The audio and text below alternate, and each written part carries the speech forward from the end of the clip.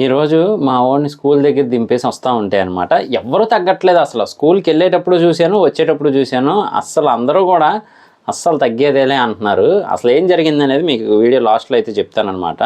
అందులో ఒకటైతే మరీ ఘోరం అనమాట. కుర్రోడు ఒక చేత్తో డ్రైవ్ చేస్తా, ఇంకో చేత్తో వేరే పని చేస్తున్నాడు అనుకోండి వెనకాల అమ్మాయితో. సో అదంతా కూడా తర్వాత చెప్తాను. ముందైతే రెగ్యులర్ వ్లాగ్లోకి వెళ్దాం, లాస్ట్లో ఇది చెప్తాను. ఇలా అప్పుడప్పుడు మా వాడు వేషాలు వేస్తూ ఉంటాడనమాట. అంతా బాగానే ఉన్నా కానీ నాకు కాలు నొప్పులు వస్తున్నాయి, నేను నడవలేను అని స్కూల్ ఎగ్గొట్టడానికి ట్రై చేస్తాడు. సో అలాంటప్పుడు మనమే ఎత్తుకొని తీసుకెళ్ళాలి, తప్పదనమాట.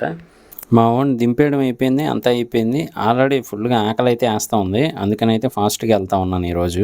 కానీ లేట్ అయిపోద్దేమో టిఫిన్ చేసే లోపల అని దింపేసి వచ్చాను. కాంచా తిని చాలా రోజులైంది. సో ఈరోజు ట్రై చేద్దామని అయితే ట్రై చేశాను అనమాట. అంటే పెరుగన్నమే, కాకపోతే ముందు రోజు నైటు అన్నంలో పెరుగు పాలు వేసి తోడు పెడతారనమాట. అది కాంచా అంటారు. కాకపోతే కాంచా సరిగ్గా కుదరకపోవడంతో పెరుగన్నం తిన్నాను. ఈరోజు మా ఆఫీస్లో పంచలోహాల్లో శివుడి విగ్రహాలతో ఉన్న ఉంగరాలు అయితే వచ్చాయన్నమాట. నాకు చాలా ఇష్టం, కాకపోతే సైజ్ సరిపోలేదు. నిజానికి ఎప్పటి నుంచో వెయిటింగ్ శివుడికి సంబంధించిన ఉంగరాలు వస్తే పెట్టుకుందామని, కానీ అన్నీ కూడా పెద్ద సైజు వచ్చాయి. ఆల్రెడీ మన మనసులో ఆయన ఉంటాడు కదా, కాబట్టి ఉంగరాలతో పనే ఉందిలే అని సర్దుకోక తప్పలేదు ఈసారికి. ఓకే, ఇక మా వాడిని పికప్ చేసుకోవడానికి వెళ్ళినప్పుడైతే అక్కడ ఇది కనబడింది అనమాట.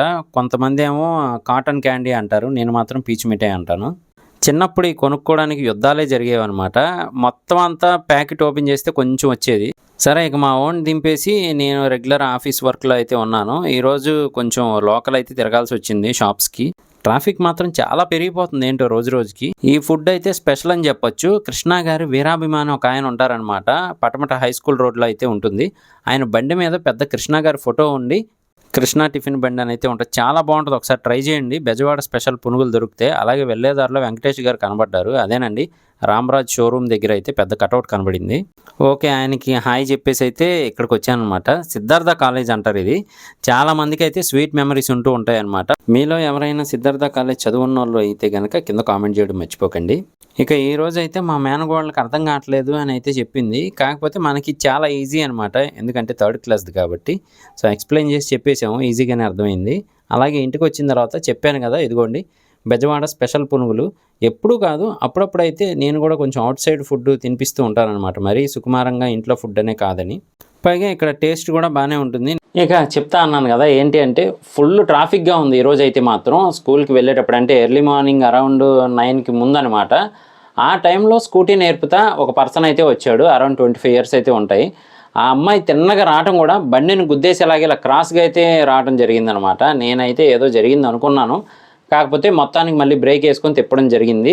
ఒకవైపు స్కూల్ పిల్లలు ఉన్నారు, ఇంకొక వైపు ఆఫీసులకి బిజీగా వెళ్ళే కార్లు అన్నీ రష్గా అయితే ఉందన్నమాట మెయిన్ రోడ్డు మీద. అలాంటప్పుడు తిన్నగా అడ్డుగా వచ్చి ఆగారు. లక్కీగా ఏది గుద్దలేదు, పోన్లేయా అనుకున్నాను. అంత అవసరం ఏముంది, కావాలంటే మధ్యాహ్నం టైంలో అలా ఫ్రీగా ఉంటుంది కదా, మరి ఇలాంటి టైంలో రావడం అవసరమా అనిపించింది అనమాట చూస్తే మాత్రం. అఫ్కోర్స్ నేర్చుకోవడంలో తప్పులేదు, నేర్చుకోవాలి కూడా డ్రైవింగ్ అనేది, కానీ ఇదైతే రాంగ్ అనిపించింది. ఇంకోటి అయితే మరీ దారుణం, అసలు ఈరోజు జరిగినాయి చెప్తున్నాను జనరల్ వ్లాగ్ కింద. ఒక చేత్తో డ్రైవ్ చేస్తూ ఉన్నాడు, ఇంకో చేత్తో వెనక్కి తిరిగనమాట. ఇలా అమ్మాయి చేతిలో చేయి పెట్టుకొని మాట్లాడుకుంటే ఇలా వెళ్తున్నాడు. సడన్గా వస్తే అసలు బ్రేక్ ఏమేస్తాడు ఏంటి అనేది వాళ్ళ విషయం, కానీ మిగతా వాళ్ళ మీదకి వచ్చేలా అయితే ఉందన్నమాట.